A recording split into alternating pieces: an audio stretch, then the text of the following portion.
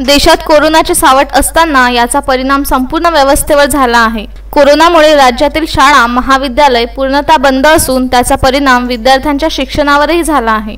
कोरोनामुळे विद्यापीठ अंतिम वर्षाची परीक्षा लांबणीवर असता आता संत गाडगेबाबा अमरावती विद्यापीठातील कर्मचाऱ्यांनी मागण्या घेऊन काम बंद आंदोलनाला सुरुवात केली। याचा परिणाम आता पुन्हा विद्यापीठ कामकाजावर होणार आहे। याकरिता अखिल भारतीय विद्यार्थी परिषद संघटनेने गुरुवारी विद्यापीठाचे कुलगुरू डॉक्टर मुरलीधर चांदेकर यांना निवेदन देण्यात आले। संपावर गेलेल्या कर्मचाऱ्यांशी बोलून तात्काळ तोडगा काढण्यासाठी यावेळी मागणी करण्यात आली। निवेदन देतेवेळी एबीव्हीपीचे प्रदेश मंत्री रवीश दांडगे, सहमंत्री अक्षय फुलारी सह अनेक पदाधिकारी उपस्थित होते।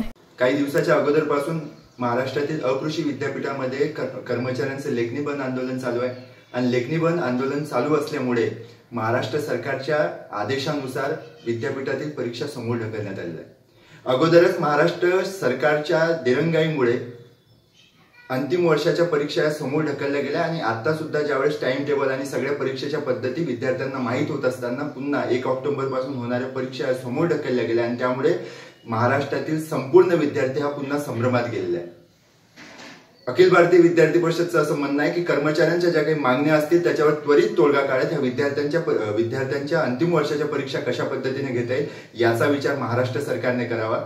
अखिल भारतीय विद्यार्थी परिषद म्हणून आम्ही माननीय शिक्षण मंत्र्यांना, मुख्यमंत्र्यांना, राज्यपालांना सुद्धा या विषयात निवेदन दिलं आणि आज अमरावतीचे शिक्षण उपसंचालक आणि नागपूरचे शिक्षण उपसंचालकांना सुद्धा निवेदन देत या कर्मचाऱ्यांच्या विषयावर तोडगा काढत लवकरात लवकर विद्यार्थ्यांच्या परीक्षा घेण्यात याव्या, अन्यथा महाराष्ट्रातील विद्यार्थी हा सरकारच्या विरोधात उभा राहून पुन्हा एकदा आंदोलन करेल असं अखिल भारतीय विद्यार्थी परिषद तर्फे मी रवी दांडगे, विद्यार्थी परिषद विदर्भ न्यूज ब्युरो, अमरावती।